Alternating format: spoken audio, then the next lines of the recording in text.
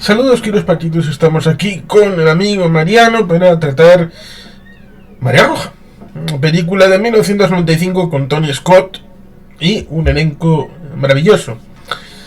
Cierto es que esto viene en parte porque el señor Fonseca, en uno de sus programas, pues puso que La caza del octubre rojo estaba dirigida por Tony Scott. Un pequeño error, nadie es perfecto. Y como yo ya tengo un conversatorio sobre La caza del octubre rojo, pues ameritaba, pues hacemos ya María Roja. Así que Sí, bienvenido. buenas tardes, Juan Carlos, y a todos. La verdad que estamos hablando de la época de, bueno, año 95 ya han pasado sobre todo la primera época de tecnothrillers, ¿no? Sobre todo vinculados tanto a rama aérea como a rama naval. Efectivamente tenemos el primer gran tecnothriller de submarinos que fue La caza del octubre rojo. 6 años después de la novela, si no me equivoco, la novela es del 84, la película del 90, 89-90. Pero también en aquella época hubo, bueno, pues una especie de boom, incluso otra película con el propio Jim Hackman, guerra electrónica durante Vietnam, que era Bat 21, otra similar que fue El vuelo del intruder, y otra serie B, pero con un elenco bastante bueno de actores, entre ellos Jürgen Prochnow y un villano que solía aparecer en otras películas como tal, pero que aquí por primera vez debía hacer de héroe, como es Andrew Divoff, ruso-americano, en la película Interceptor, ¿no?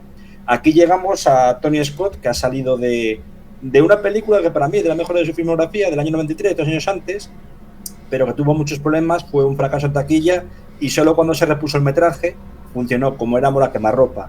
Y en cambio, Marea Roja, a pesar de todo lo que es el desarrollo de la película, que podemos comentar ahora, como hubo varios cambios de guión, hubo incluso lo que se llama script doctors ocultos para pulir un poco el producto, por así decirlo, y que no se fuese de presupuesto.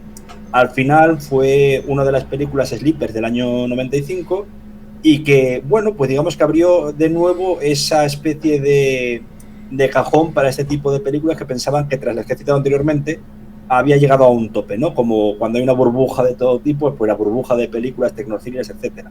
No, aquí vinieron varias después, incluso algunas contemporáneas, y en el fondo no deja de ser una película que tiene contexto histórico. Me explico, sí, es un thriller blockbuster, etcétera, con todos los aditamentos tecnológicos, pero parte de un incidente que tuvo similitudes, me parece que fue o bien durante la invasión de Bahía Cochinos o de la propia crisis de los misiles en Cuba.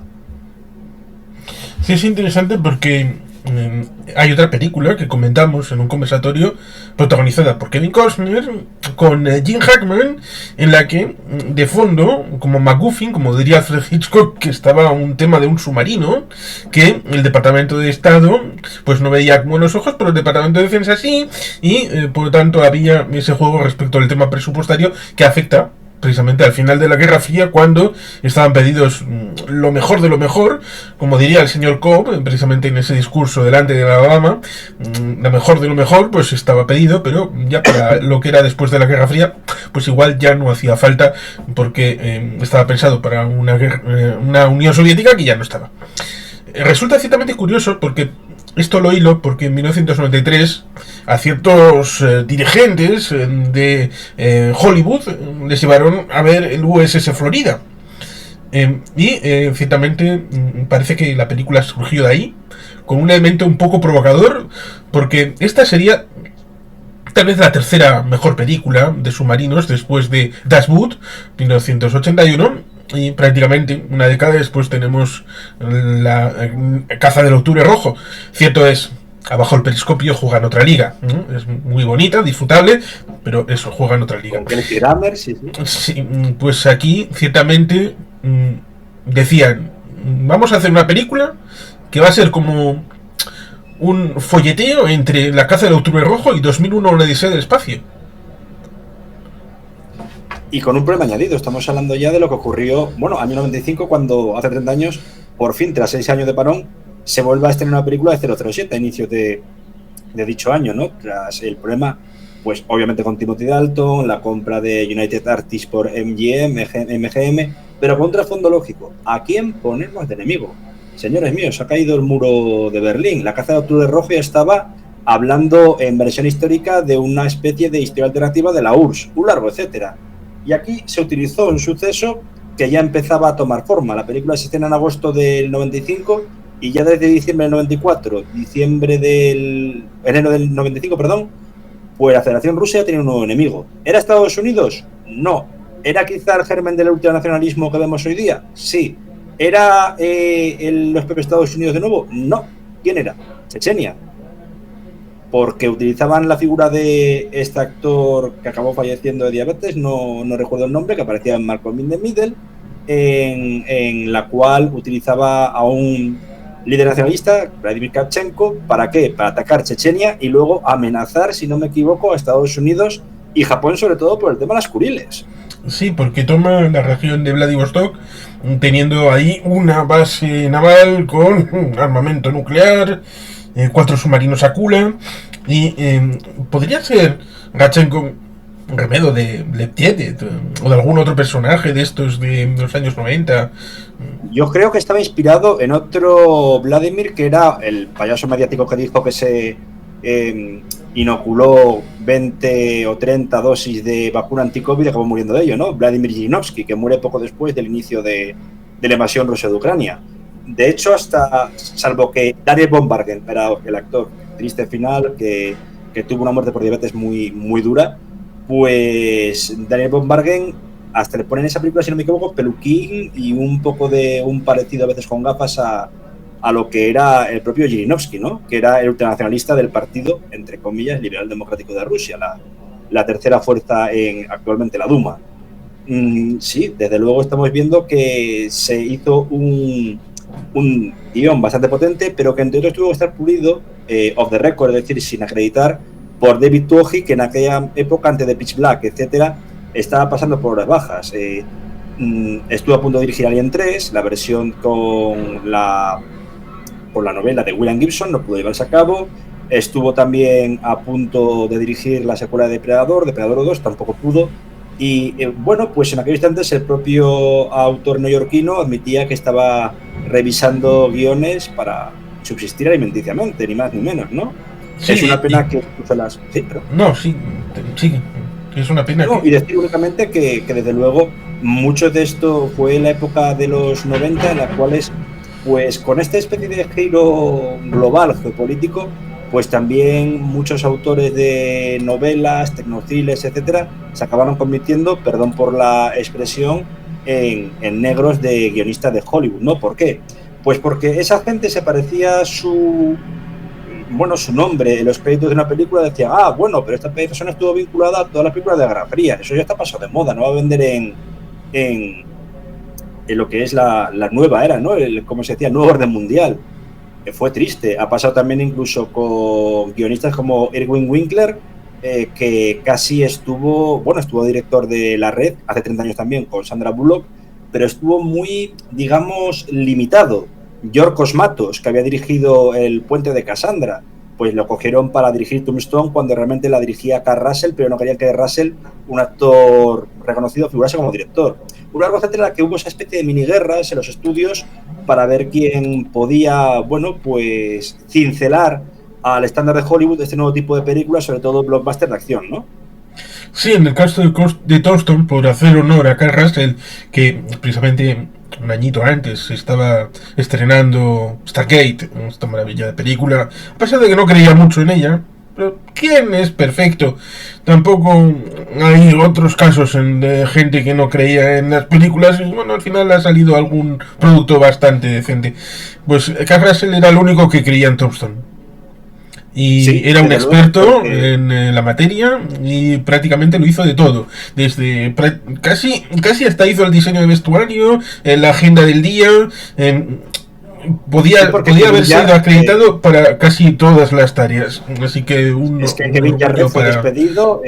Me parece que Matos estuvo, pues como estaba de director de segunda unidad, se le asciende a director general de la película y que tenía experiencia, pero que detrás de las cámaras estaba Carras, se lo admitió, de hecho, el propio de Val Kilmer antes de morir, ¿no? Este pasado abril. Y un largo etcétera. Aquí en lo que era el tema de Marea Roja, es que al igual que su hermano mayor, Ridley Scott, Tony Scott siempre fue de muy altos y bajos. No es un director al uso como su hermano el director conocido por Director Cuts, el montaje del Idem, porque sabemos que Ridley Scott nunca termina una película, la deja para el estreno y luego ya la recupera para los formatos domésticos que haya o incluso video on demand, vamos, plataformas digitales. Tony Scott no. Tony Scott siempre aglutinaba un máximo de, por lo menos, su película más larga, no sé si será justamente Marea Roja, que es aproximadamente de unos 120 minutos, 125 minutos, 120. Y con un espectro un poco más hollywoodiense. A ver, las anteriores películas de Tony Scott, ¿cuáles habían sido? Como he dicho, habían sido Amor a quemarropa, Superdetective en Hollywood 2. No tengo recuerdo por medio si también había dirigido la versión de televisión de El Ansia, ¿no? Entonces, claro, había una desconfianza porque decían, lo mismo te monta una película maravillosa como de repente se va un bofetón en taquilla, cosa que no les importaba a ninguno de los dos. Digo los dos. Mencionaste a Val Kilmer y hay una película de Tony Scott de 1986. Exactamente. Y tenemos, claro, Top Gun, sí. Top Gun, efectivamente. Y después de eso, pero ya a partir de los años 90, digo, y tras la de Superdetective en Hollywood 2, que fue medio, obviamente no iba a superar a Top Gun, que era del año anterior, pero hizo muy buena taquilla. Aquí el problema para Hollywood y para los estándares de dicha ciudad o de todo California y la meca del cine era, no nos gusta que tengamos un director fluctuante. Eso quizá también fue lo que se cargó a otro conocido nuestro, por así decirlo, como era John McTiernan, ¿no? Quitando de lado todo lo que pasó con el caso Pelícano, etcétera. Las últimas 4 películas fueron un fracaso total. Pero cuando digo total, fue total. En el caso de Tony Scott, fluctuaba arriba, abajo, alguna un poco más a la par, pero a ellos no les importaba porque tenían su propia distribuidora, la de Scott y productora, Scott Free Productions. Pero aquí le dijeron directamente, tiene que ser algo que llame, tiene que ser también que consigas, por lo menos, a una estrella para lo que es el casting general. Consiguió 2, que luego también veremos que hay varios secundarios casi de lujo, como es Danny Nucci, etcétera. Pero aquí consiguió incluso que Gene Hackman, que solo lo hizo también con otra película como era la penúltima antes de retirarse, que era Los Tenenbaums, se bajase el sueldo para equipararlo más o menos al de Denzel Washington, ¿no? Tenemos, como he dicho, 2 actores principales, Denzel Washington y Gene Hackman, cada uno como antagonista del otro. Y consigue que la luz verde se dé en el año 94 a inicios. También ves cuando consigue ya, en un principio me parece que iba a ser Mitch Pileggi, el subteniente presente en la película, por un problema de salud y por el rodaje de Expediente X, tuvo que ser sustituido por James Gandolfini, que es cuando empieza ya su subida hacia la meca de Hollywood, Los Soprano, añadiendo que con todo ello consigue Tony Scott una cosa muy rara a la par, que fue debido al gran funcionamiento de Top Gun, que fue la colaboración completa y desinteresada de la Secretaría de Defensa y de la Marina de Estados Unidos. Eso ya marca un parabién del filme. Sí, eso es una parte interesante porque se ve en la película. Y es también cierto el hecho de que cuando uno piensa en esa idea de 2001, HAL 9000, como si hubiera un cerebro electrónico en el submarino que fuera capaz de lanzar autónomamente misiles aquí y allá.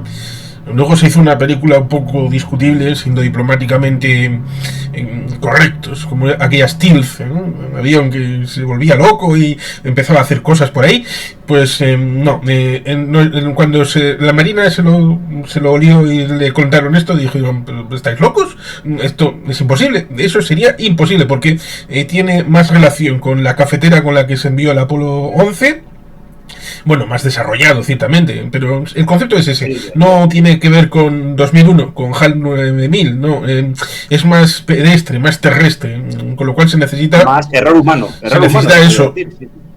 Tiene más que ver con el teniente coronel del 83, Petrov, que salvó a la humanidad por aquellas cosas. Que aquí a uno también, Viggo Mortensen, también se fuma su cigarrito, para sus 5 minutos con lo cual aquí hay cosas un poco de la historia, de lo que sucedió, un poco también de el submarino de la caza del octubre rojo, Eso es. y también incluso de Das Boot, porque cuando Sí, sí.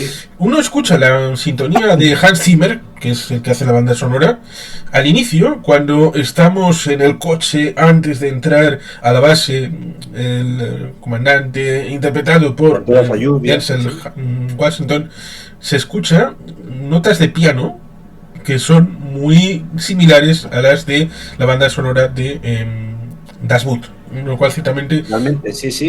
es una Es mezcla, cierto. pero a la vez logró Tony Scott de darle una personalidad propia. Por eso Sí, tiene y su no potencia. solo eso. Quitar un poco la estética de videoclip que tanto le gustaba a Tony Scott, porque era así, empezó como. Al igual que es que Ridley Scott empezó de publicista, haciendo el anuncio famoso de Apple Macintosh en 1984, coincidiendo también con los 40 años o 45 años o 35 años, perdón, de la edición del libro, porque fue el 49, de Orwell. En este caso, pues hace una especie de seriedad. Hemos hablado antes de esa comparativa con la crisis de misiles de Cuba, es decir, ese miedo. Aquí no hay, es cierto que no hay miedo tecnológico.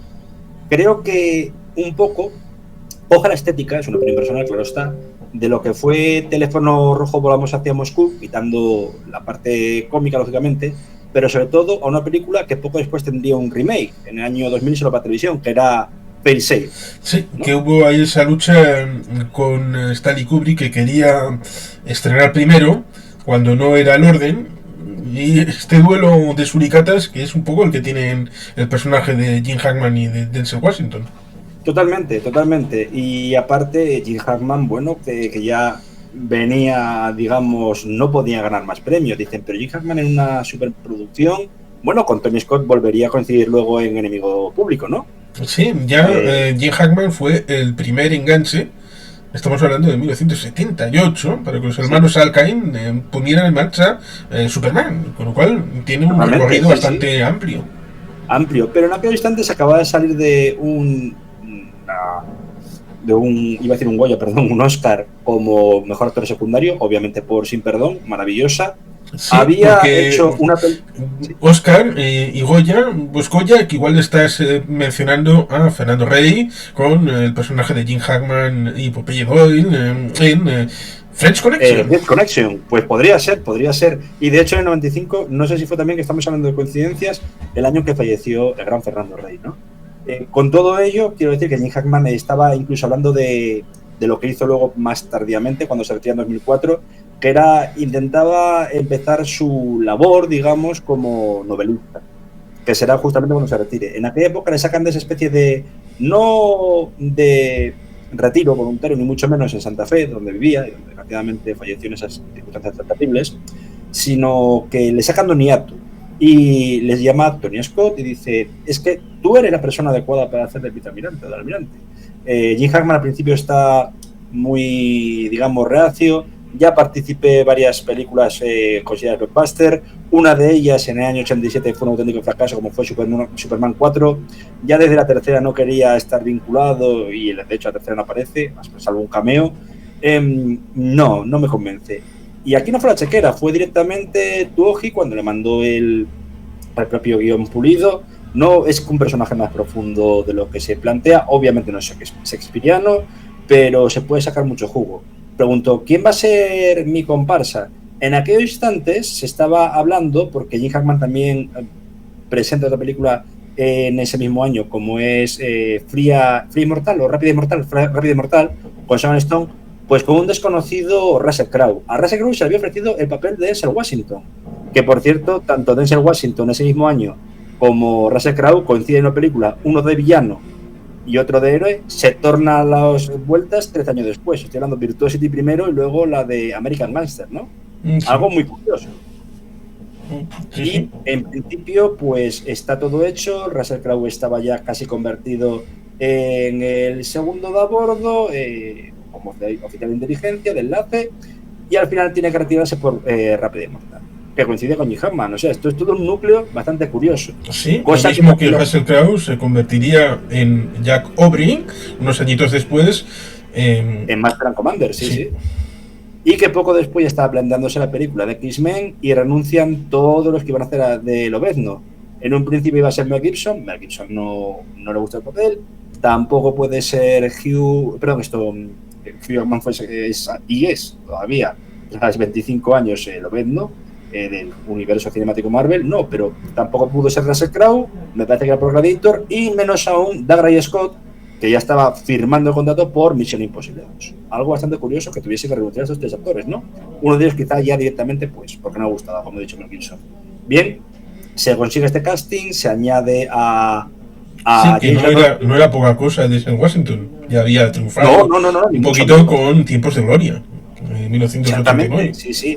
Lo que pasa que desde Washington había hecho una especie de box office bomb, hoy película de culto, pues la que he comentado acerca de realidad virtual con Russell Crowe, ¿no? Como la Virtuosity. Lo que pasa es que estamos hablando del año 95 y casi todos los tecnocines que salieron en aquella época, dentro de cabe, fracasaron. Estamos hablando de Virtuosity. Estamos hablando de la segunda parte, que tiene parte de tecnociner de Alerta Máxima, con un Steven Seagal ya que empezaba a decaer la imagen, etcétera. Estamos hablando de la propia La Red, de Irwin Winkler, que fracasa estrepitosamente y es considerada de culto, toda esta película que estoy diciendo, ¿no? ¿Por qué? Un adelanto tecnológico muy amplio para una sociedad no acostumbrada a ese tipo. Quizá esa es mi opinión. Por el contrario, Marea Roja funciona muy bien en taquilla por todos los hechos que vamos a decir. Primero, fundamental, porque tiene un reparto y un casting muy bueno en el que vamos a decir que sí, hay 2 estrellas, pero he dicho James Gandolfini, se me ha olvidado decir que el Capitán Ana Triste está presente, Viggo Mortensen. Y el rey. También es el rey Aragorn. Exactamente, sí. Luego, como he dicho, Daniel Borbargen, y otra vez, que me parece curioso, que se le vuelve, es un cameo, que como ocurre también como un senador en la película para aprobar la ley de digitalización, etcétera, y vigilancia de la NSA, como es Enemigo del Pueblo, está también Jason Robards. Escasamente 5 minutos, como en Enemigo Público, que yo creo que ya estaba enfermo de aquella de un cáncer que acabaría con él en 2000, ¿no? Pero son buenos cameos. Está también, pues, gente como, si diré el nombre, era el primer detective de Ley y Orden, George Yunya, que aparecía también como compañero de Michael Douglas en Instinto Básico. Claro, es decir, era bastante bueno, incluso el cameo, un personaje poco desarrollado como es Danny Nucci, secundario también de lujo, haciendo del personaje que se pelea acerca de los cómics de Moebius contra John Byrne. Sí, a ver quién es el Estela Plateada original, si el de Kirby o el de Moebius, que tiene un asunto curioso de fondo, porque creo que Kirby es estadounidense, ¿no? Y Moebius francés, lo cual... Kirby neoyorquino, sí. Lo cual tiene esa curiosidad, también la investigación del SIDA en el año 81, en el que había un doctor estadounidense y un doctor francés. Sí, que luego, no sé cuál de los dos, si el doctor francés o el virólogo estadounidense acabó siendo negacionista del SIDA, una cosa bastante curiosa. Ahí lo dejo, vamos. Esa historia de amor y odio entre Estados Unidos y Francia. Sí, de siempre, y que sigue estando perfecta. Pero claro, también tenemos que hablar de la producción, que en aquella época hay 2 grandes colaboradores. Uno acaba muriendo el año siguiente cuando termina de producir La Roca, como son Don Simpson y Jerry Bruckheimer. Sí. De hecho, ya Don Simpson en aquella época estaba siendo bastante mal visto por unas prácticas estrambóticas en el set de rodaje, sobre todo por consumo masivo de cocaína y heroína, lo que acabará con él. En esos años 90, Moebius creo que participó en alguna medida en la película de este muchacho Luc Besson, como fue El Quinto Elemento. Con sí, de Luc Besson, sí, es curioso, sí. Lo que pasa que, bueno, son también 2 personajes antagónicos. Don Simpson empezó siendo un vendedor de pelucas, valga redundancia, pero real, para filmes de Hollywood. Al final se acaba vendiendo su productora, que acaba vendiendo a Jerry Bruckheimer, su compañero, que sí que procede de un entorno de negocios, pero Bruckheimer al final no solo es que se la compre, es que quiere adquirirla porque si no se iría a bancarrota por los diversos escándalos, sobre todo de índole sexual, consumo de drogas, bacanales, etcétera, por parte de Don Simpson, que supuestamente muere mientras duerme durante el rodaje de La Roca, ya recién estrenada Marea Roja. La realidad es que tuvo una sobredosis masiva de barbitúricos. Sí, efectivamente, este tipo de cosas de un vende pelucas, pues puede pasar, como el peluquero de Barbara Streisand, como dijo Kevin Smith acerca de Superman Lives, pues que tuvo unas ideas así maravillosas, como estaba obsesionado con las arañas, arañas para meterlas, para luchar contra Superman, y luego se sorprendió porque Kevin Smith fue a ver una película, Wild Wild West, y aparecía por ahí una araña gigante, bien, fantástico. Sí. Luego miró a ver quién estaba. Ah, mira, ahí está el peluquero de Barbara Streisand, aquí como productor. Mira qué bien. Pero sí. Es un caso curioso porque también pasó con Joel Silver, el productor de la saga de Predator, que procedía del mundo del maquillaje, peluquería, etcétera. Varios de ellos acabaron, pues, quizás haciendo dinero porque era el único monopolio que tenían, por así decirlo, y acabaron produciendo películas, algunas de ellas también de dudosa calidad.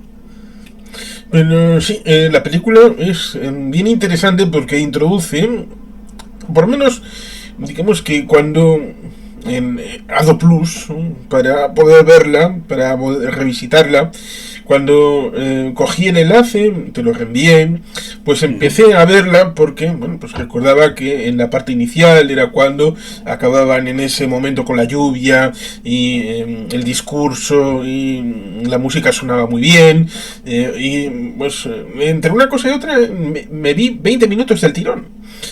Sí. Y fíjate que estos días estaba, entre otras cosas, tuve que echar a varios alumnos de clase y estábamos dando el tema de lo que era la parte más dura del final de la Guerra Fría, ¿no? Y aquello estaba hablando del ataque preventivo de la URSS, y aquí también se plantea un ataque preventivo si Radchenko ataca con misiles nucleares. Es una especie de versión light, para mí, de la destrucción mutua asegurada del MAD. Sí que esa es una parte que quizá no se habla en la película, no sé si alguien lo ha comentado, el hecho de esa pulsión de los que dan las órdenes de venga, lanza la orden para que la Alabama les tire los pepinos y luego un segundo después prácticamente no, ya no hace falta. Y están buena parte del metraje esperando el segundo mensaje, que es el que dice de codificación, sí. Pero claro, si el tema de la rendición en buena medida se ha hecho antes, esa idea de macho alfa de venga, lancemos, pues Sí, igual es un tema precipitado, pero que corresponde a los líderes políticos. Sí, no porque los nunca puede militares. está supeditado el poder militar, pues es una cosa que este día se está viendo. Por poner un ejemplo con la actualidad más rabiosa, ¿no? Y es rápidamente un inciso. Con todo lo que está pasando en Estados Unidos, el problema con el ICE, de despliegue de Guardia Nacional, Marines en California, el poder político, sea quien sea, supera al poder militar que está supeditado a él, es la redundancia, ¿no? Ello no quita que gente que ha estado en el ejército está siendo muy crítico, pero siempre que estés bajo, incluso en reserva activa, tienes que estar bajo el comandante en jefe. Y el comandante en jefe ahora mismo es el señor Trump. Aquí no, se plantea una especie de ruptura. No va a haber un golpe de estado por parte del capitán Ramsey, ni mucho menos, sino de ir por libre. Yo lo veo así. Y me recuerda también un poco que han cogido parte de otro thriller que era de John Frankenheimer, como era 7 días de mayo, se llamaba. Sí, tengo un vídeo sobre esa película. Gran película, Kirk Douglas, Burt Lancaster, sí, Burt Lancaster como el general James Mattoon Scott. Eso es, sí. Y aquí me hace gracia pues porque Ramsey, no sé si era referido a Ramsey Clark para hacer un guiño al antiguo fiscal general, o Hunter, que encima no tiene experiencia de combate, que es el personaje de ese Washington, es un guiño a Matt Hunter, porque creo que se llama igual Matt Hunter, el protagonista de Invasión USA, de Chuck Norris, hace exactamente 40 años, por cierto. Sí, una cosa que también alude a Hunter for Red October. Exactamente, sí.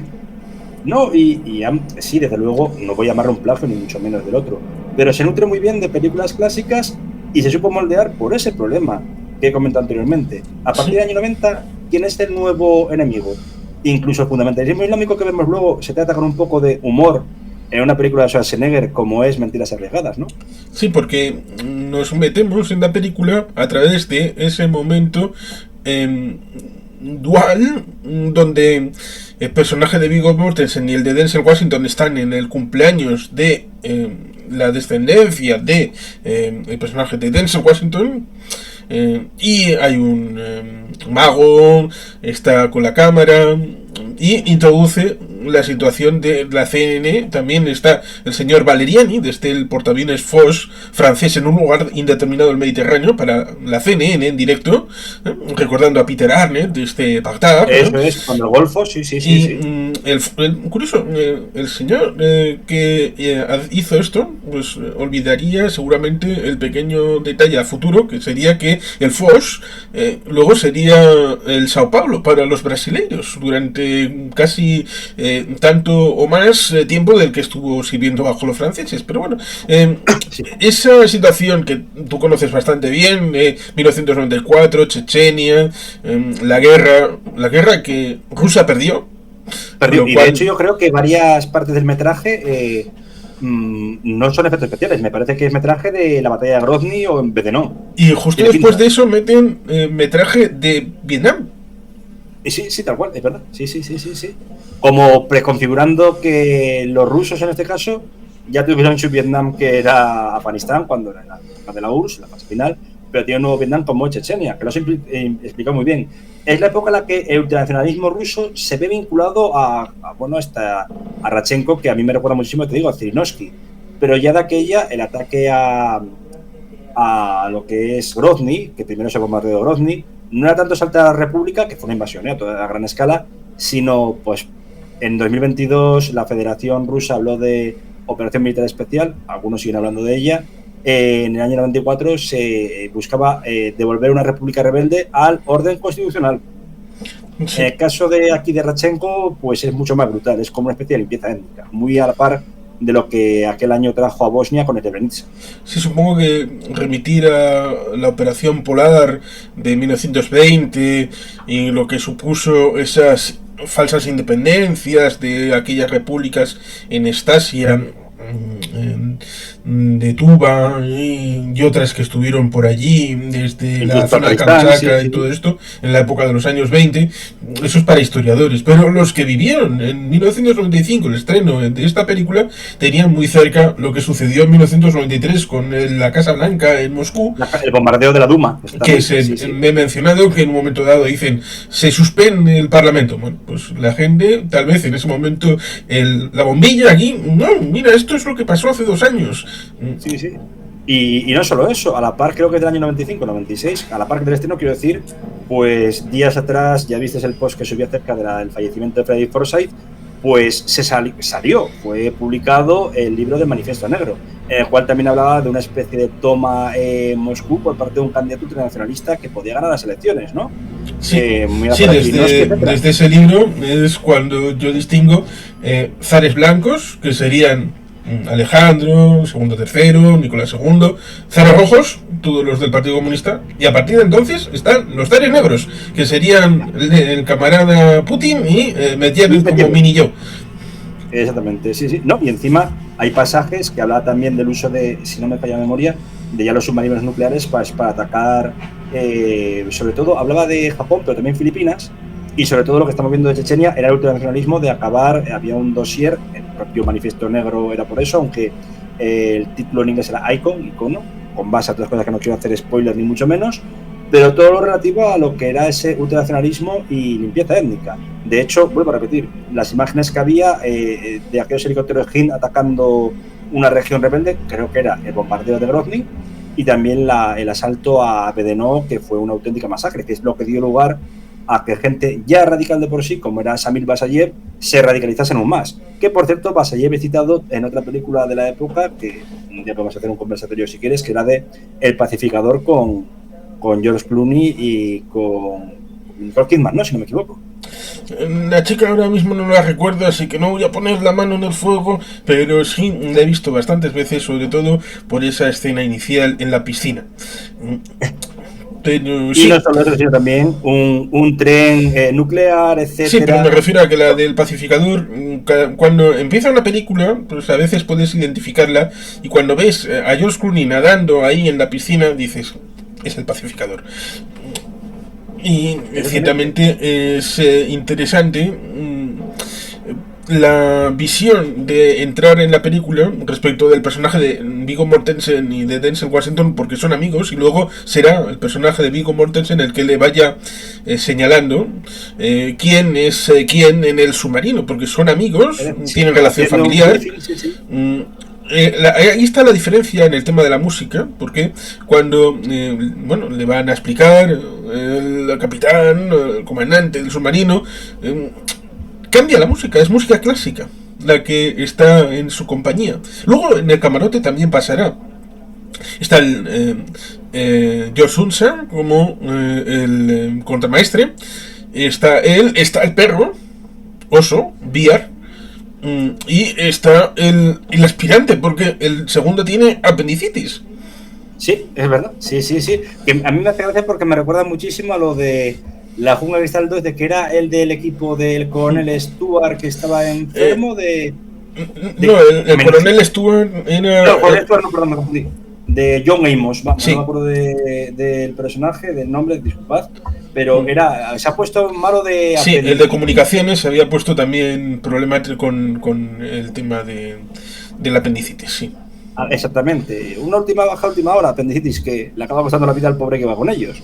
Pero de cualquier modo también hay otra cosa que se marca desde un inicio, que es para la animosidad que siente Ramsey hacia el subalterno, hacia Denzel Washington, el oficial al mando, y no es tanto de que sea un escalafón más bajo, que también capitán del navío con respecto a sus subordinados, sino porque no tiene experiencia de combate. Es para él un intelectualillo, una red de biblioteca, pero que no ha sido desplegado. Únicamente creo que hablaba de un momento en el que estuvo a punto de ser desplegado en la invasión de Granada, pero que al final fueron los marines y no la armada que fue allí.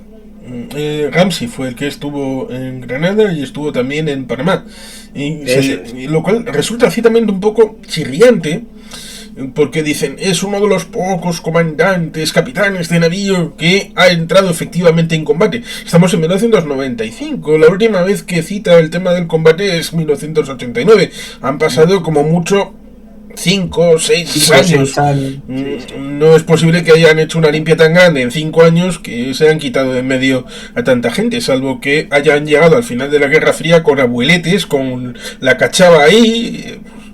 Es cierto que no tanto y eso también aparece en el cuarto protocolo, disculpaste, en el Manifiesto Negro, que sí que hubo una gran criba que llevó al paro y acabaron convirtiéndose en trabajadores de empresas de seguridad o consultores en las agencias de inteligencia, CIA, NSA y FBI. Sí, precisamente tenemos esa película de Company Business con Jim Hammond.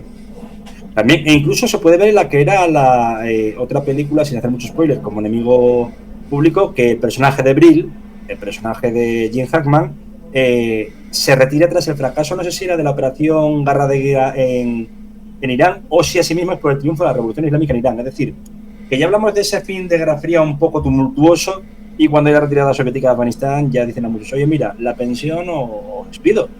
Supongo que habría un retiro voluntario, pero es como que lo que da a entender el capitán Ramsey y Hackman es este Hunter, Washington, no es que quiera quitarme el puesto, es que no quiero ver adelante porque es un intelectualillo. ¿Qué experiencia de combate tiene este hombre? ¿Qué experiencia? Me recuerda también a otra película, que no recuerdo el nombre, con Robert Duvall y Michael Caine, en la cual los dos eran veteranos de la Segunda Guerra Mundial, la Primera y Segunda Guerra Mundial, con Haley Joel Osment, que la adoptan, y que al final acaban dando una lección a unos chavales tipo gris en los años 60 en la América profunda, ¿no? Pues casi que es así. Sí, es interesante porque Annapolis dice que estuvo un año en Harvard, Ivy League y todo esto. Claro, sí. Y lo del anillo recuerda precisamente a Alec Baldwin en La caza de Octubre Rojo. Una situación en la que Show Don't Tell muestra que a veces no es así, porque cuando lo están contando precisamente en La caza del Octubre Rojo, lo que tuvo el accidente y todo esto en el poco espacio, cuando luego Chris Pine será el que estará en la película cuando coja, después de haber estado Ben Affleck y Harrison Ford y el propio Alec Baldwin en aquella película con Kevin Costner y con Kenneth Branagh, allí se muestra el accidente y toda la terapia y todo esto, pues queda peor mostrado que en la situación de la caza del octubre rojo. En la caza del octubre rojo, que narra todo eso es Fred Dalton Thompson, posteriormente senador o congresista estadounidense. Senador del gran estado de Tennessee. Exactamente, que incluso se intentó presentar a candidato presidencial en el 2008, pero retira rápidamente su candidatura porque no podía vencer a McCain, y creo que poco después fallece de un linfoma, vamos, no era muy mayor. Y tengo el recuerdo que decía al capitán del barco en el que reciben al propio al Baldwin, no era Mancuso, no era Bart Mancuso, que es el capitán del submarino, y era el actor Nathan Daniels, que era el mayordomo de Nanny, ¿no?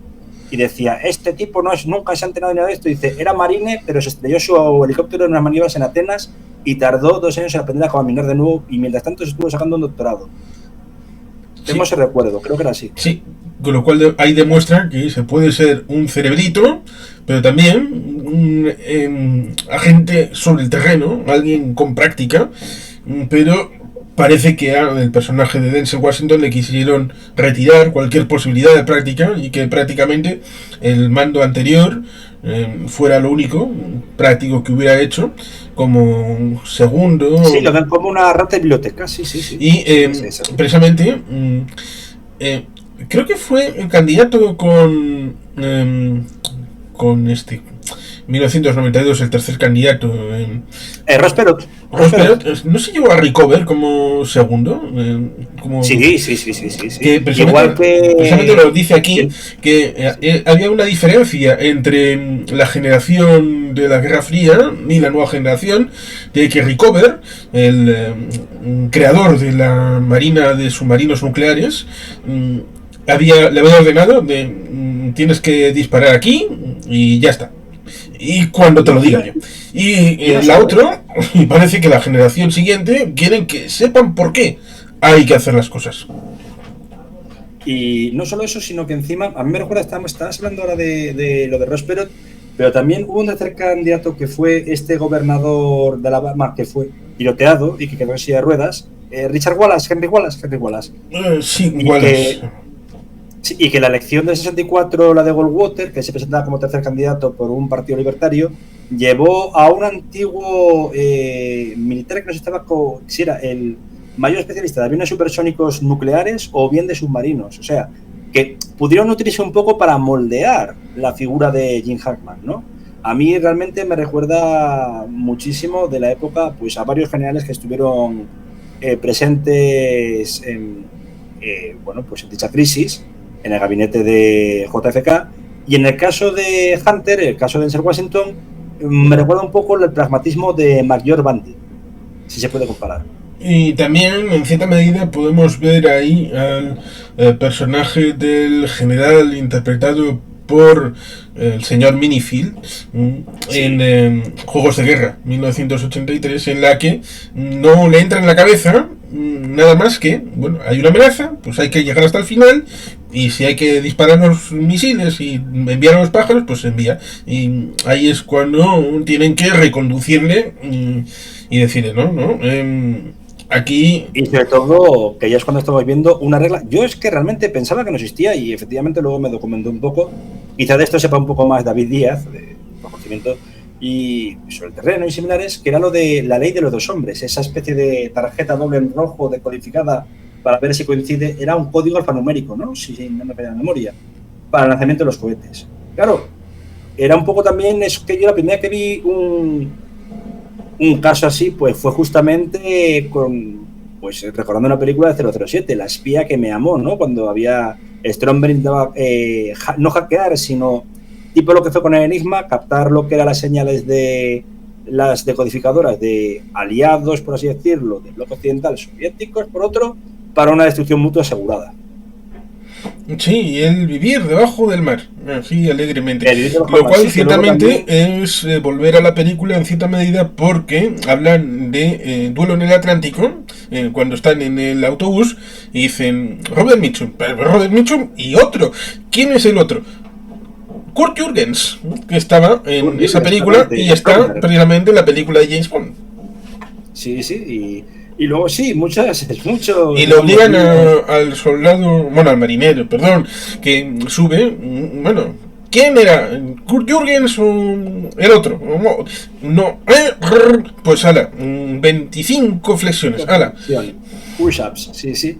Y no solo eso, hay muchos guiños cinéfilos en la película. Pero claro, es que también lo que creo que intenta hacer es un nexo, lo que hablamos antes, de el pasado más reciente con el cambio dinámico que hay. No existe ya como tal lo que es un enemigo como es la Unión Soviética. Pero es que incluso la iconografía de películas tan famosas que se estrenan ese año, nada más taquilleras, como fue GoldenEye, nos acordamos de la introducción, aparte de la canción de Tina Turner, sino que se ve como si una mujer bastante atractiva está rompiendo el hoz y el martillo y aparece el águila bicéfala rusa. Estamos viendo un nuevo cambio de paradigma del comunismo a lo que vemos hoy día, que es el nacionalismo ruso más exacerbado, que en este caso digamos que lo interpreta Radchenko o Daniel Bombargen. Pues sí, desde luego. Sí, ahí estaba Ugrumov en la presa y luego aparecerá supongo que eran los Mirage 2000 en aquella prueba en la costa azul francesa para llevárselo y hacer todo aquello que hace precisamente en GoldenEye. Pero sí, parece que también tiene ese tufillo porque Gurmov pues tiene un poquito de ese general, por eso decía Lediev que fue enviado un poquito a galeras para que no estuviera en el cogollo del poder y no se le ocurriera hacer ciertas cosas. No, y sobre todo que en aquella época Medvedev lo que hizo fue cambiar por primera vez un ministro de defensa por un civil, cuando estuvo Serdyukov, y claro, eso fue polémico. Aquí en cambio es cierto que lo que se ve con el personaje Bombargen, que podría haber sido más desarrollado, Radchenko, que al final saca la carta blanca, o la bandera blanca, perdón, de rendición, pero en este caso es un personaje maquiavélico y también tenemos que pensar una cosa. ¿Podría estar modelado en Zirinovsky? Desde luego. En Yeltsin, no tanto. Yeltsin estaba ya, era la época en la que cuando fue a la cumbre de países de la OTAN para una posible ampliación, estaba tan borracho que no se pudo bajar del avión, en Dublín, me parece que era. Pero sí que un poco... Por mal sitio para estar sobrio. Sí, si te fijas encima en el tipo de estética que tiene, aunque sea con ese pelo, a mí me recordaba mucho a la única persona que sigue estando presente en lo que hoy se autoproclaman comunistas, de comunistas tienen poco, son ultranacionalistas, como es el Partido Comunista de la Federación Rusa con Gennady Zyuganov, completamente igual. Físico y la pose que hace, etcétera, acusando a Occidente, acusando a la OTAN y hablando de que la terminología pues, que se utilizó en esa época, que era llamar a los chechenos no fundamentalistas de aquella, pero sí bandidos. Sí, hay otra derivada que creo que es interesante mencionarla. Crimson Tide no es Marea Roja, es Marea Carmesí. ¿No? Carmesí, sí. Lo cual resulta ciertamente curioso porque hay un equipo de fútbol americano en Alabama que lleva ese himno, ese grito de guerra de Crimson Tide.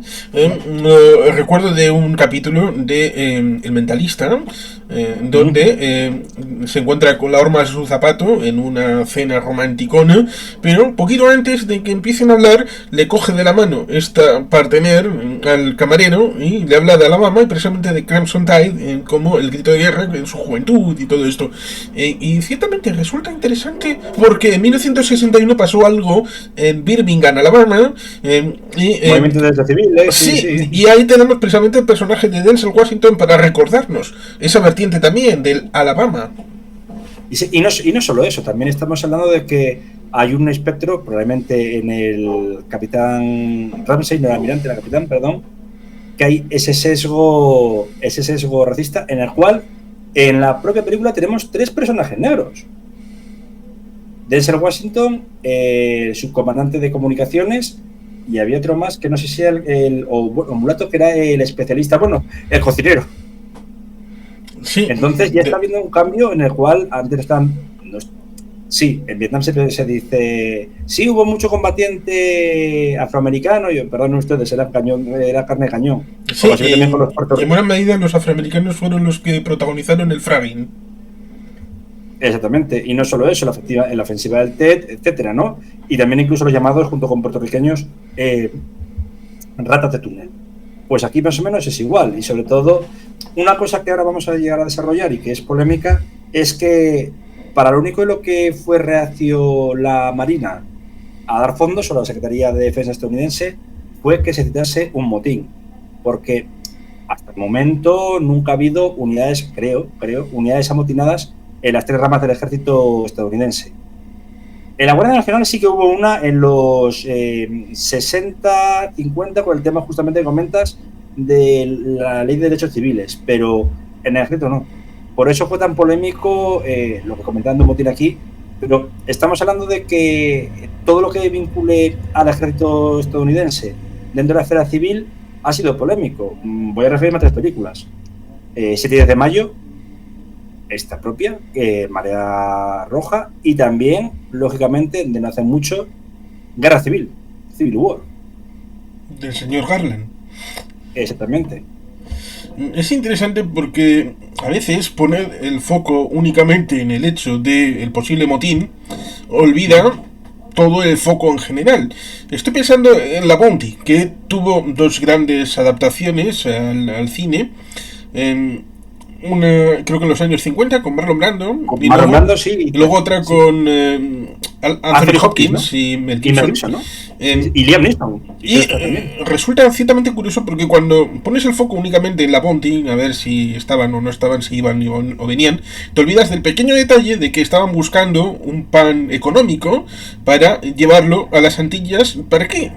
Para alimentar a los esclavos. Con lo cual era una cinta transportadora de soporte de la esclavitud de los negros. Del comercio triangular. De la ruta triangular. Con lo cual no estaban para un asunto de fondo humanitario. No, desde luego. Con lo cual en buena medida se puede decir que los de La Bounty culpables son todos. Sí, y de hecho, pues de otro modo lo trataron muchísimo un amigo común como es Oscar Argila con el tema que llevó del esclavismo desde Europa, África hasta las Américas, ¿no? En este caso, pues es otro componente también, el sesgo racial. El decir, esta gente hasta hace 30 años, sí, 30 años exactos, 35 más bien, no eran ni siquiera ciudadanos, eran ciudadanos de segunda. Es decir, ya se había avanzado.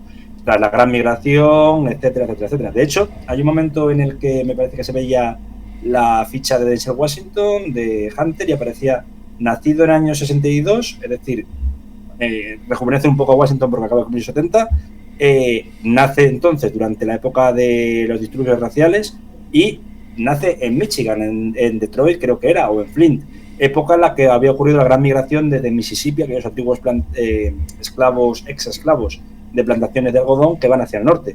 También representaba otra muy buena película que podemos ver o hablar algún día, como era del mayordomo, ¿no?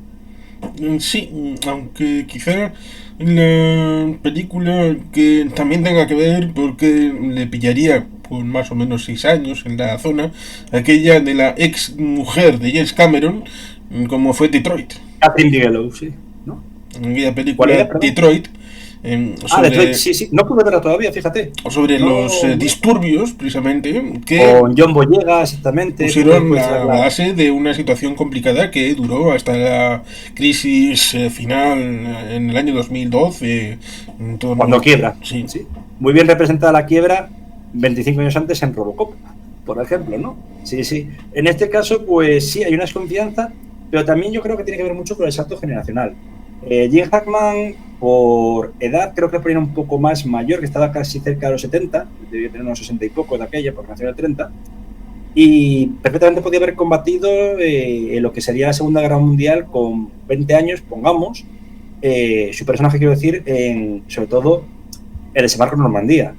Y era lo típico que ya te vuelves tan viejo cascarrabias para todos, según avanzas en edad, que podría decir, ¿qué me van a explicar a mí estos de guerras? ¿Qué me van a explicar de crisis cuando pueda haber un ataque nuclear? ¿Qué me van a explicar cuando hemos ganado la Guerra Fría y ahora me vienen diciendo que un petimetre nacionalista ruso puede liar la parda porque tiene armas nucleares? Y recordemos que el montante de las armas nucleares de aquella época de Rusia había bajado. Es decir, mataban igualmente, lógicamente. Pero muchas de ellas, voy a hablar con propiedad, no estaban solamente en Rusia, lo hemos hablado muchas veces, era territorio de la URSS, sobre todo en Ucrania y Kazajistán. Entonces, digamos, el arsenal nuclear de Rusia había bajado. Ahora bien, sí, está amenazando una república, como hizo también el propio Yeltsin en algún instante, cuando estaba más borracho, y su primer ministro Chernomyrdin, atacar con unidades nucleares lo que era Chechenia, Y ya desde hace tiempo, desde el año 92, las Kuriles siguen siendo una patata caliente, obviamente no con Estados Unidos, pero sí con Japón. Sí, porque ahí está la conferencia de San Francisco del 56, San Francisco, que reconocía algo que Rubén Villamor en su libro lo ha explicado bastante bien, de que MacArthur, cuando da la orden de que se rinda a todo el mundo, pues al fin y al cabo las 4 Kuriles del Sur no estaban incorporadas en el acuerdo. No. Con lo cual, si se hubieran resistido y hubieran aguantado, pues se hubieran quedado dentro del ámbito de Japón. Pero ciertamente es el día de hoy en el que todavía no hay un tratado de paz entre Rusia y Japón, como heredero Rusia de la Unión Soviética. No hay un tratado de paz formal de la Segunda Guerra Mundial. Resulta también ciertamente interesante el mencionar que Tartaristán también fue objeto de polémica, porque fue el único lugar que, bueno, declaró su independencia y tuvo a cambio de callarse un poquito un tratado privilegiado en el que tenían presidente. Porque a diferencia de las otras provincias, oblasts y regiones que tenían primeros ministros u otra figura alternativa, gobernadores, etcétera, tenían presidente, como el señor de Kremlin. También resulta interesante mencionar el pequeño detalle también de que en un momento dado Pepsi fue la tercera flota del mundo, por aquello de las deudas que eran tan grandes que pues cobró en chatarra. Digo chatarra porque a pesar de que les dieron en barcos que estaban por ahí en Murmansk o en algún otro puerto, pues evidentemente no estaban en función, y tampoco Pepsi tenía ansias imperialistas de empezar a jugar al Risk y conquistar. Pues chatarra y bueno, pues chatarrero, pues ahí empezaron a cobrárselo de alguna manera. Por un momento encima estaban hablando de la moral rusa, se decía en aquel noticiero, la moral rusa empieza a crecer gracias a que un líder nacionalista, un líder que está intentando devolver lo que es a Rusia a su antiguo esplendor. Me recuerda muchísimo pues al discurso que da el camarada Vladimir en la madrugada del 23 al 24 de febrero de 2022, ¿no? Salvando la distancia, lógicamente. Pero sí, aquí está hablando Radchenko de digamos, recuperar heridas históricas, etcétera. Me hace mucha gracia porque encima no escogieron un nombre rusificado, sino un nombre de sufijo ucraniano, ¿no? Aunque bueno, hubo un jugador, como tú sabrás, en el Racing de Santander que era Dimitri Radchenko. Sí, fue la sensación del Mundial de 1994. Sí, con varios goles junto con Oleg Salenko. Sí. Otro que, por cierto, me hace gracia, que los mayores goleadores de Rusia en ese dicho mundial, ¿de dónde eran? Ucranianos, de origen ucraniano. Junto con Igor Volborsky, que era polaco-ucraniano jugando con Rusia. Pero aquí sí, parece como que fue la época... Bueno, también estaba Valery Karpin, que era lituano, pero jugaba con Rusia. Sí, o estonio, ¿no? Algo de esto, no recuerdo bien, sí. Tengo ese recuerdo de ver películas incluso de Jackie Chan en la que combate contra unos antiguos agentes del KGB, la FSB, que era absolutamente ridículo ver cómo funcionaba Rusia. Fue la época de la década perdida hasta que llega Putin, ¿no? Año 90, año 2000, pues la quiebra del Estado, lo has dicho muy bien anteriormente, que encima se ve la película, el asalto a la Duma o la Casa Blanca, con varios muertos, por cierto, y nunca se hizo el impeachment a Yeltsin, cambios constitucionales porque había que precisamente se provocó porque el Soviet Supremo, porque no era la Duma, era el Soviet Supremo que todavía existía. Ahora es el Senado, creo, la Cámara se llama, o el Senado de la Federación. Lo dirigía, de hecho, un checheno, Ruslan Khasbulatov, que murió todavía hace poco. Sí, que lo metieron en el foro en 1994, en la cárcel directamente. Y hizo un libro bien interesante como es La impotencia del poder, la Rusia de Putin, publicado curiosamente en mayo de 2014 en paralelo a la situación en Ucrania. Y ciertamente es algo que se olvida la gente de que la situación de Yeltsin era tan delicada que el Parlamento le hizo un impeachment para quitarle del medio y se revolvió pues disolviendo el Parlamento, con lo cual ahí también tenemos ese duelo cruzado como el que vemos precisamente entre los dos primeros espadas del submarino, porque la idea es te damos una orden, cúmplela. ahí entraría la obediencia debida y no pensar nada, simplemente ser roboces que estén ahí para picar pala y tirar para adelante. La idea de esos elitistas en Annapolis, Harvard, que pueden tener el privilegio de pensar, nos lo meten con el tema de el arma nuclear de Hiroshima y Nagasaki, con ese aparente discurso de lo hubieras hecho, no lo hubieras hecho.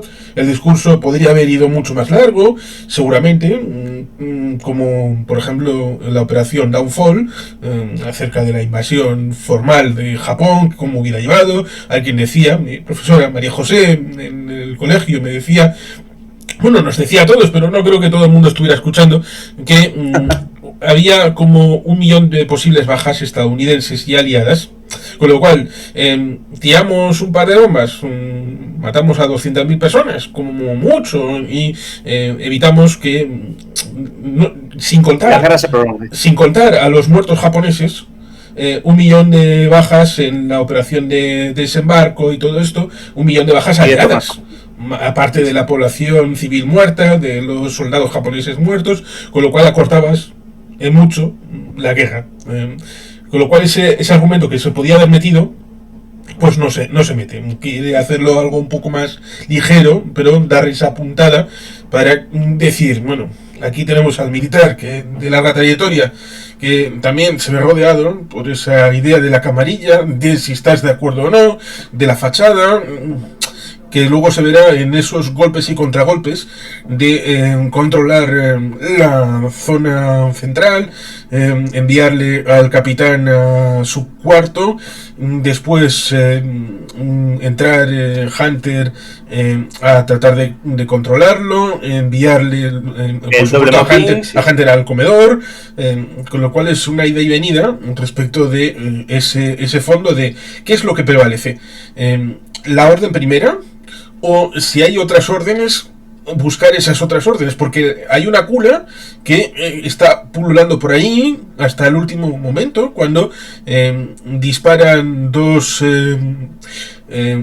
torpedos contra la cula, lo revientan, pero la cula antes ha lanzado un torpedo, y ahí vemos esa situación en la que el capitán le ha dicho que no tiene suficiente cuajo, esto le viene muy grande, porque las decisiones difíciles no las puede tomar. Manda a morir a los de la Sentina. Y es un momento delicado, muy delicado, también la música lo refleja. Sí, de tensión, el golpe que también le da Jim Hackman desde Washington, que deja sangrando por la nariz en un momento, o le amorata un ojo. No sí, ese es al final, cuando... perdón. Cuando está el tema de la llave, y Viggo Mortensen se fuma el cigarrito como si fuera el teniente coronel Petrov, y dice, bueno, yo meto la llave aquí, la primera, y me voy a control de armas y disparo desde allí. Pero en ese momento Hunter, que ya se ha visto la jugada, está un poquito arriba, viendo cómo sale, decide tomar la zona de control, y en ese momento es cuando quita la llave y envuelve, y cuando ve esa situación, porque cuando entra el capitán le dice, bueno, disparen, y nadie dispara, porque, bueno, a fin de cuentas es un poco en paralelo lo que pasa con los rusos, con Radchenko y todo esto, que dice Valeriani desde el FOS, resultaba duro matarse entre rusos. Pues parecido, en el submarino Alabama, es duro matarse entre soldados estadounidenses, entre marineros estadounidenses, que es un poco lo que los dos que están luchando entre si es el Estela Plateada de Kirby o el de Moebius, cuando le coge y le lleva, le dice, colega, me ha roto la nariz, con lo cual de fondo, hasta en ese momento estás viendo que hay una relación que puede ser de duelo intelectual o de tirante, pero que de fondo hay una amistad. Sí. O sea, hay una relación humana, más allá de que estén debatiendo todo el día tal vez de cómics. Sí, y no deja de ser el principio de obediencia de vida. A ver, me recuerda mucho, y perdón por sacarlo a la palestra ahora, a lo que está ocurriendo ahora mismo en en los propios Estados Unidos, en California, etcétera. Ya ha habido datos de que varios agentes o soldados de la Guardia Nacional y los marines se han negado a llevar a cabo lo que es las detenciones o actuar. Estamos hablando de que, bueno, pues lo vemos en la película, obviamente, con esto de obediencia de vida, pero ¿a qué te recuerda también? ¿No te recuerda hace 5 años exactos, durante la pandemia, a la de George Floyd y posteriormente cuando saca también a las calles de Washington y demás al ejército de Trump? Porque ya lo hizo una vez. Entonces, la ley de obediencia de vida que tanto se muestra en estas películas es al jefe de Estado, es a la sociedad, o moralmente es que algo que no pueden hacer porque implicaría la muerte de miles y miles de personas, o cientos de miles de personas en este caso, le da pie a una ley moral de superioridad que les impide obedecer órdenes directas. No sé si me explico. Sí, y que el capitán, en el discurso enfrente de la dama, hay un momento en el que se equivoca flagrantemente. Porque dice, somos la marina de nuestro presidente. No, la marina usted no es del presidente de los Estados Unidos. El presidente viene y va, y el presidente puede ser uno u otro. El presidente está subordinado a la Constitución de los Estados Unidos de América. Y la Constitución es del pueblo de los Estados Unidos de América. We, the people of the United States. Así reza la Constitución y la Declaración de Independencia. Con lo cual, cuando luego introduce el hecho de yo soy el capitán, esta es mi nave. Este elemento patrimonialista que es bastante típico de ciertos comandantes en las películas. Sí, pues también se suele decir, pues no deja de ser curioso que tanto en Top Gun como en Maverick también se toma eso dentro de cabe como un todo, ¿no? En Top Gun no es con el personaje de Tom Skerritt, que no recuerdo el nombre, pero sí de Jester, con Michael Ironside. En Maverick es con el Harris, como yo mando aquí. No, mire usted, no, usted está subordinado a esto y a esto otro. Aquí Jim Hackman decía, soy el maldito, el puto capitán. Sí, desde luego, de su nave, pero está subordinado a lo que llaman Chain of Command. Sí, desde luego tendrá que obedecer al secretario de Defensa, tendrá que someterse también a lo que es la Cámara, el Parlamento, etcétera, Congreso, Senado, al presidente de Estados Unidos, comandante en jefe, pero sobre todo, de todo, a la Constitución, como me has indicado, y a lo que es el pueblo. Y cuando dice el tema de la redundancia, el señor Hunter, el capitán, dice, puedo presuponer que han destruido a todos los submarinos que estamos en esta zona del Pacífico Central, pero no podemos olvidar un pequeño detalle, y es que Estados Unidos tiene la Trinidad. Tiene armas nucleares basadas en tierra, en silos, tiene armas nucleares basadas en el aire. Ahí estuvo parte de la lucha, porque hubo un momento en el que pensaban hacer el avión nuclear, el avión no solamente de propulsión nuclear, sino también para enviar armas nucleares, cosa que al final los bombarderos llevan armas nucleares y hacían vuelos circulares, como se vio precisamente en los diversos accidentes en Thule o en Palomares, sin ir más lejos.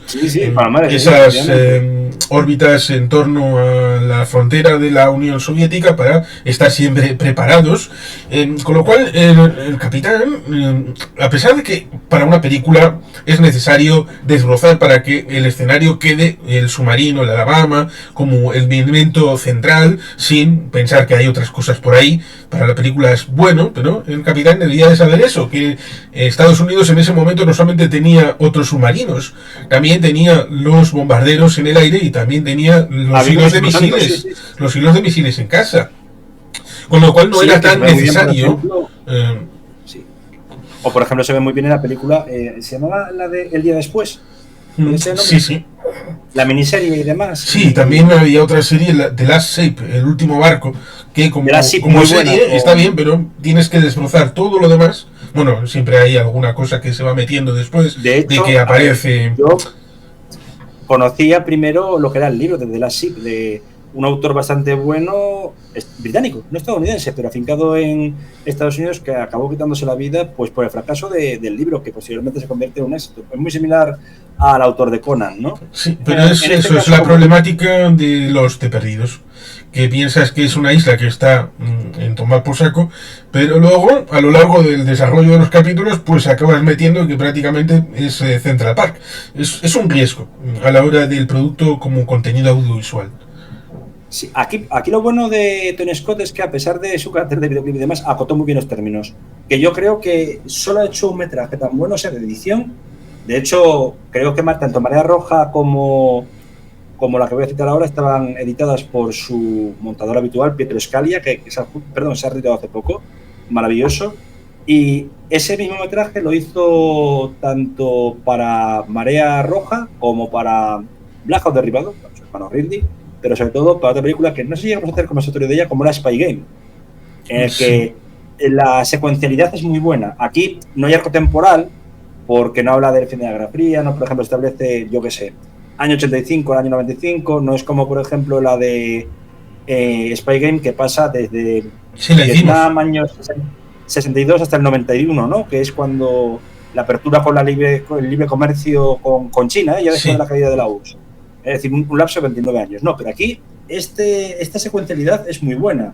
Sobre todo, pues aquí lo que se centra mucho más que en una temporalidad es en el carácter de los dos protagonistas como bloques antagónicos.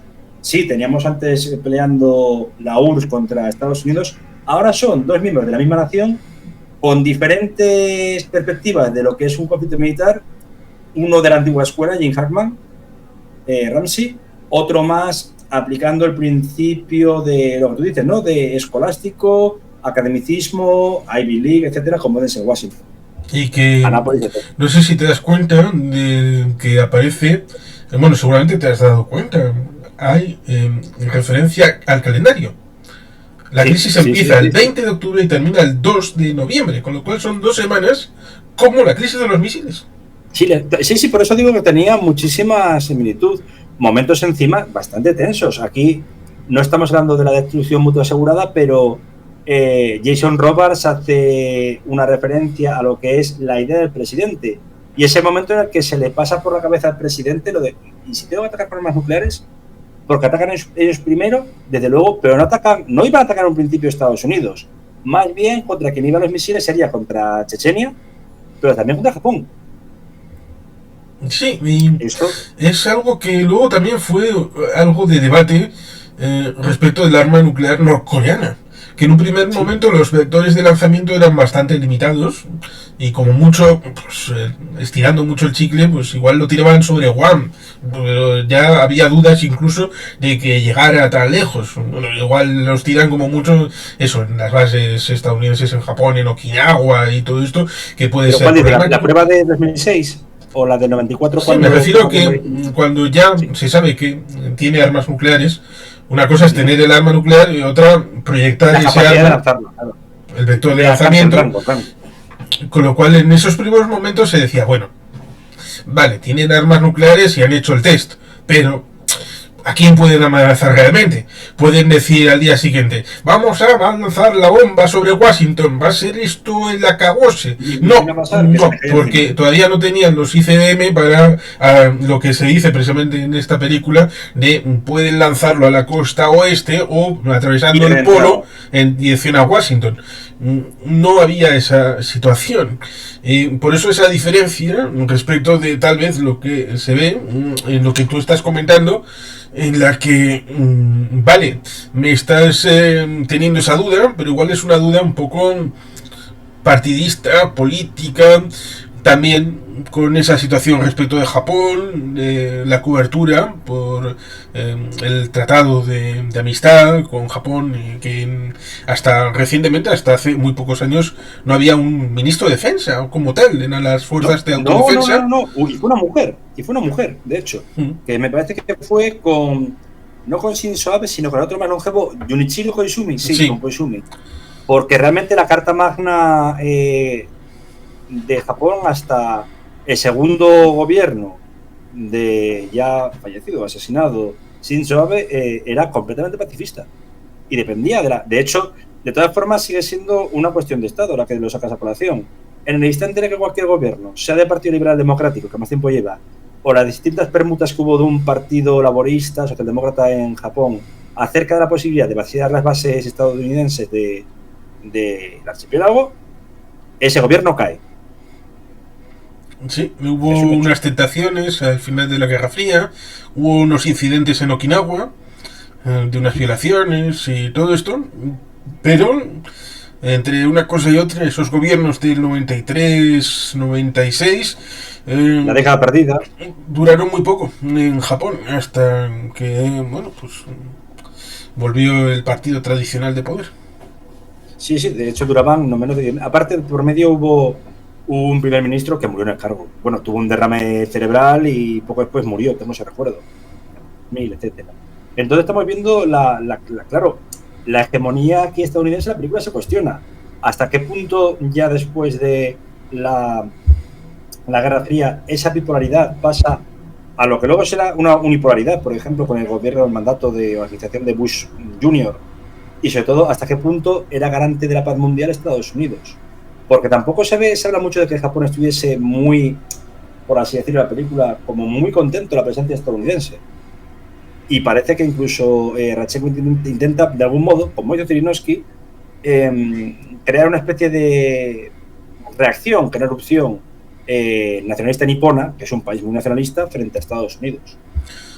Es cierto que en los últimos años de Stalin hubo una oferta de si se quitaban del medio de la alianza con Estados Unidos, les iban a devolver islas en el Pacífico, lo cual era un brindis al sol porque sabían perfectamente de que Japón no iba a acceder.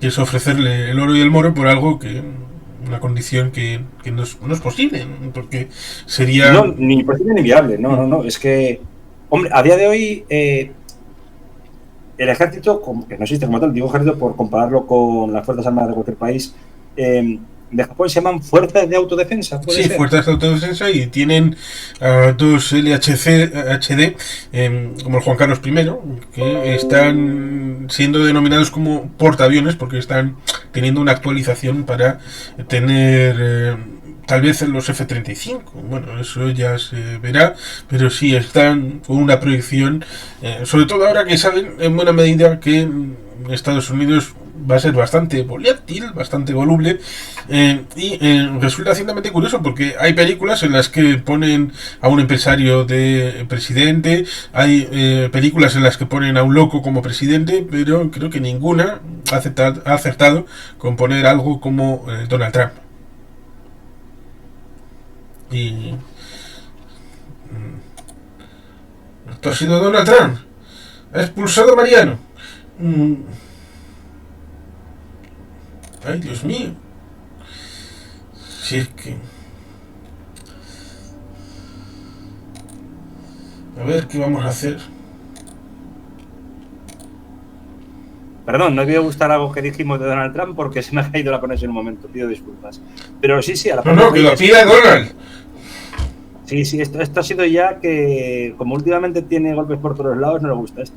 A la par que lo que dices, es verdad que, curiosamente, aquí solo se ha metido el estamento. Es que no voy a hablar de una trilogía, ni mucho menos, pero considero, aparte de que utiliza al mismo actor, pero con diferente,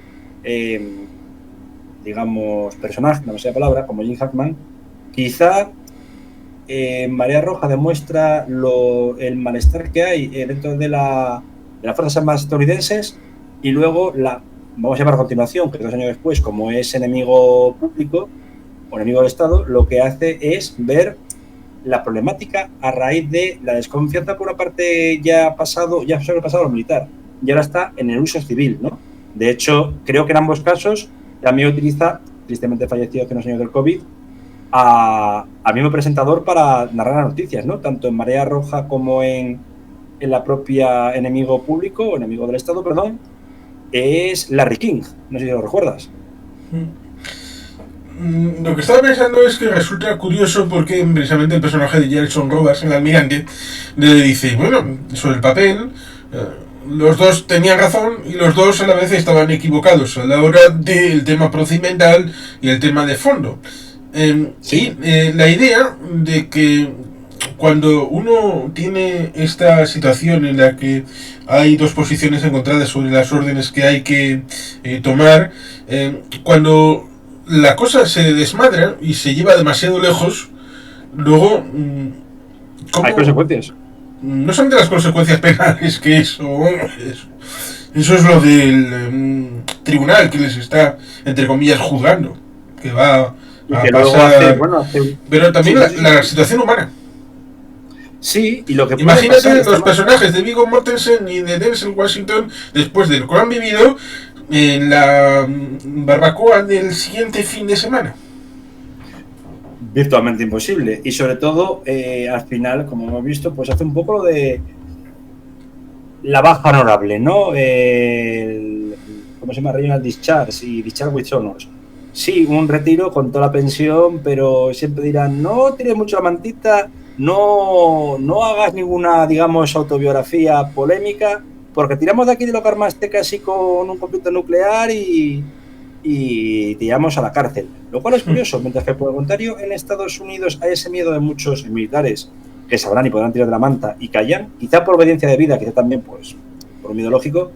En la Rusia de Putin incluso no fue tan llevadero, me explico. Muchos generales fueron críticos con Putin durante el primer mandato y han escrito obras acerca de lo que fue, sobre todo cuando se pone a Serdyukov como ministro de Defensa, han sido muy críticos con la administración presidencial. De 2022 no, porque saben que van a la cárcel. Pero antes sí, cosa que en Estados Unidos no ha pasado.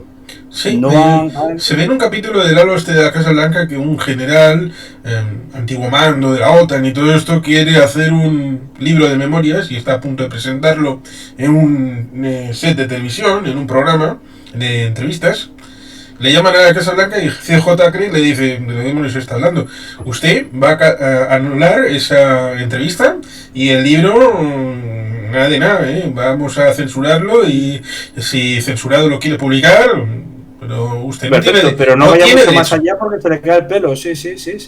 Es una cosa que encima, quizás por lo que comentamos del principio de obediencia de vida, pero no será por casos que se han dado a la par. Y aquí tenemos el personaje, es curioso, la mutación, ¿no? Por enlazarlo de nuevo con enemigo del Estado. Tenemos a lo que es a Jim Hackman, que aquí, como almirante de obediencia de vida, calla. En cambio, en la de, digamos, su continuación, como Brill, pues suelta todo.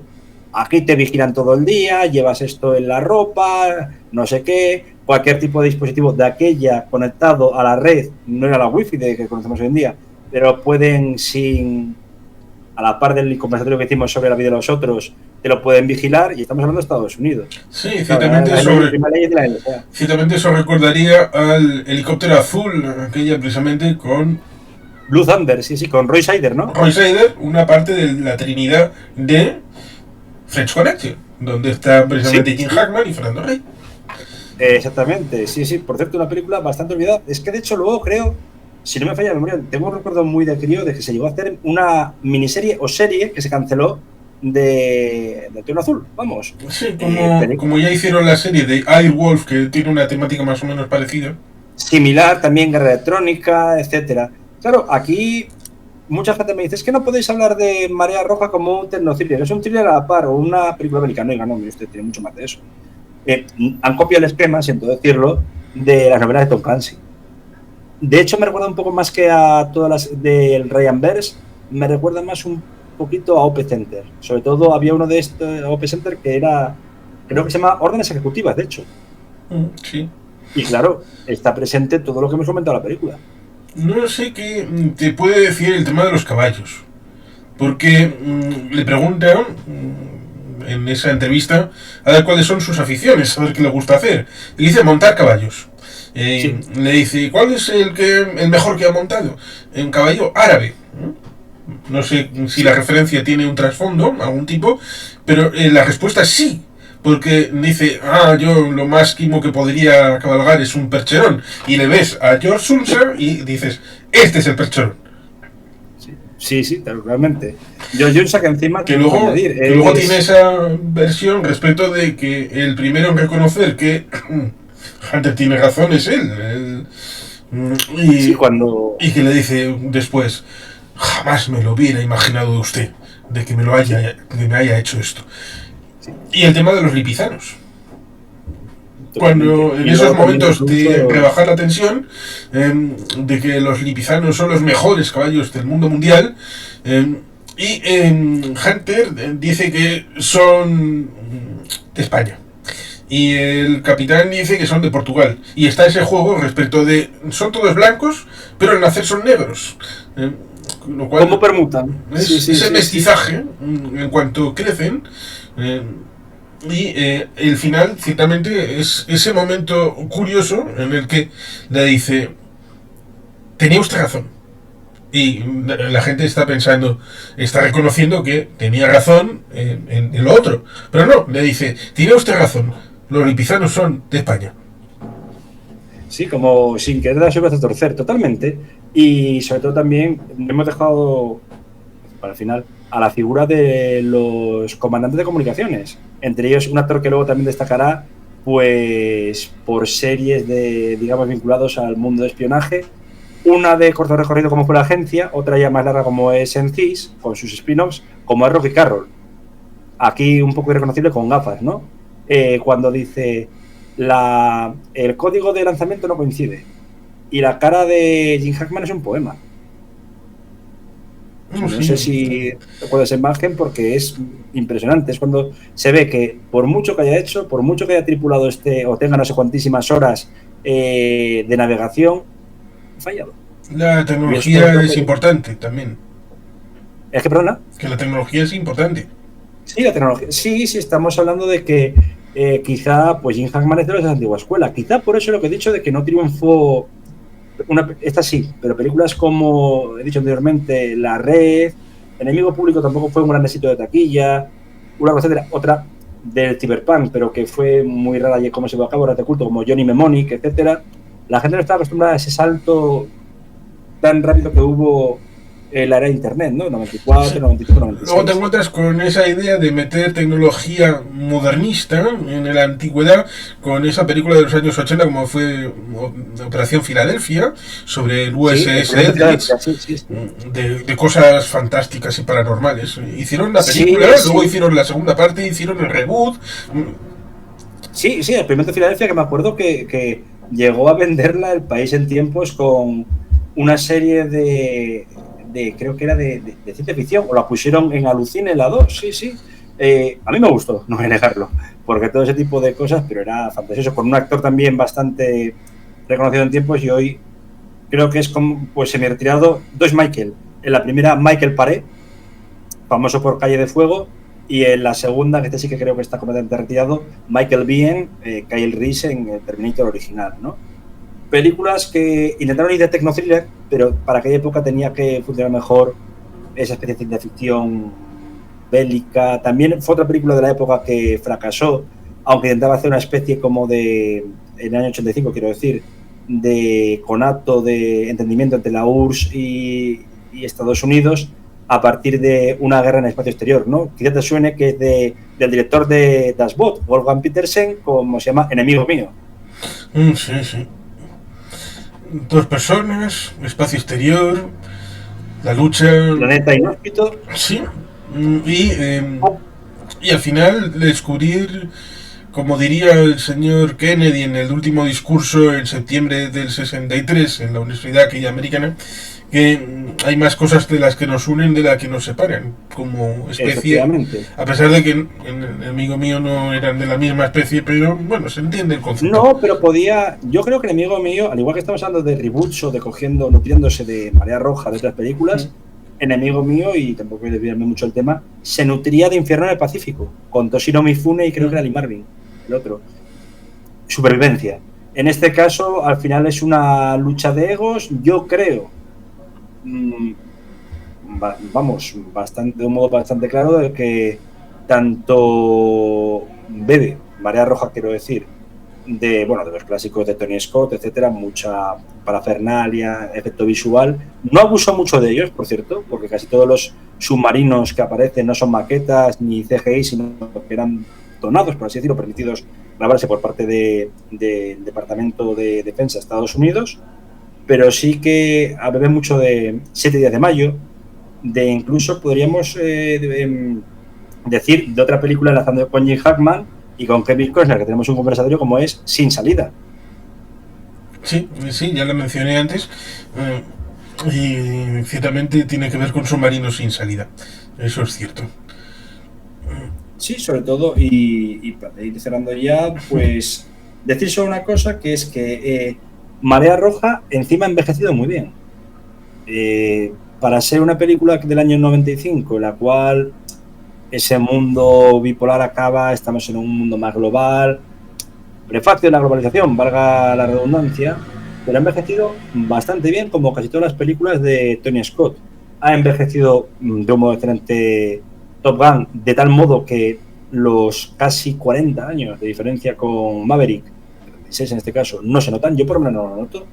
Ha envejecido muy bien, a pesar de los avances tecnológicos, Enemigo del Estado, y ha envejecido muy bien Marea Roja.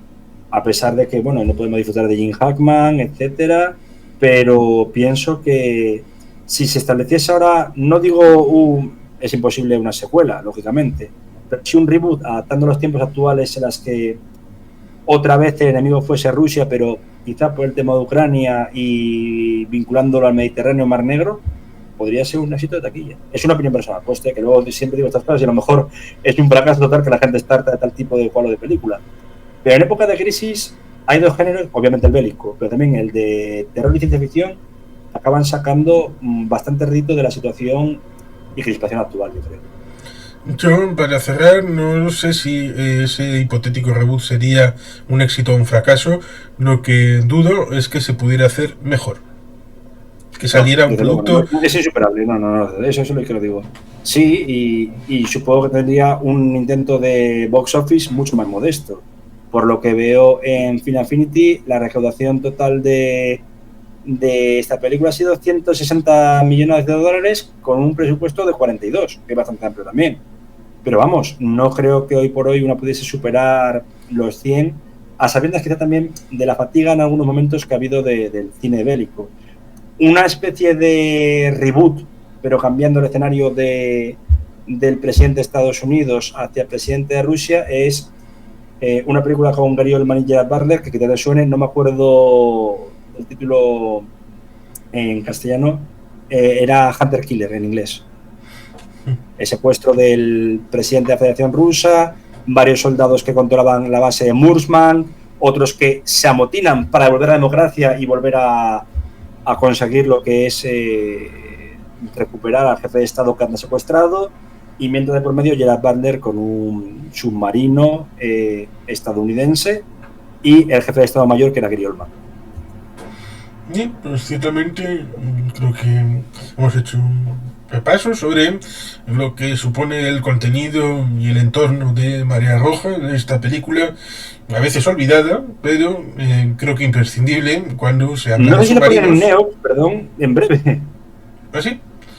Curiosamente me pareció ver anunciada en Neox para dentro de unos días, sí. Ah, bien. Pues siempre una oportunidad, siempre disfrutable, y pues aquí la hemos comentado. Pues ciertamente gracias a la gente por haber venido hasta aquí. Comentarios, preguntas, todo esto. Que, por supuesto, los likes y suscribirse, todo esto está muy bien. Y agradecer a todo el mundo y que seguramente pues volveremos con alguna otra temática.